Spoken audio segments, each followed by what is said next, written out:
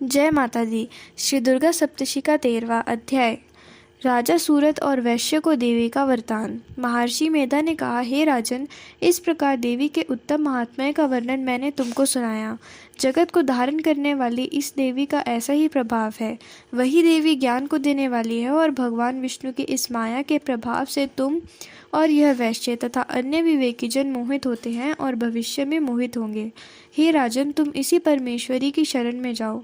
यह भगवती आराधना करने पर मनुष्य को भोग, स्वर्ग तथा मोक्ष प्रदान करती है।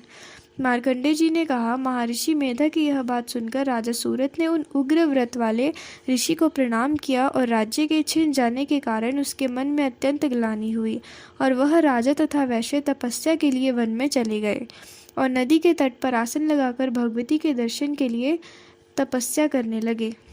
दोनों ने नदी के तट पर देवी की मूर्ति बनाई और पुष्प, धूप, दीप तथा हवन द्वारा उसका पूजन करने लगे। पहले उन्होंने आहार को कम कर दिया, फिर बिल्कुल निराहार रहकर भगवती में मन लगाकर एकाग्रता पूर्वक उसकी आराधना करने लगे। वह दोनों अपने शरीर से रक्त से देवी को बलि देते हुए 3 वर्ष तक लगातार भगवती की आराधना करते रहे। 3 वर्ष के पश्चात जगत का पालन करने वाली चंडिका ने उनको प्रत्यक्ष दर्शन देकर कहा, देवी बोली, हे राजन तथा अपने कुल को प्रसन्न करने वाले वैश्य, तुम जिस वर की इच्छा रखते हो वह मुझसे मांगो। वह वर मैं तुमको दूंगी, क्योंकि मैं तुम पर अत्यंत प्रसन्न हूँ। मार्कंडेय जी कहते हैं, यह सुन राजा ने अगले जन्म में नष्ट न होने वाला अखंड राज्य और इस जन्म में बलपूर्वक अपने शत्रुओं को नष्ट करने पश्चात अपना पुनः राज्य प्राप्त करने के लिए भगवती से वरदान मांगा।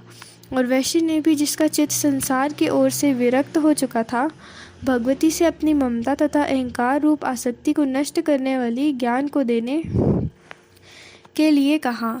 देवी ने कहा, हे राजन, तुम शीघ्र ही अपने शत्रुओं को मारकर पुनः अपना राज्य प्राप्त कर लोगे।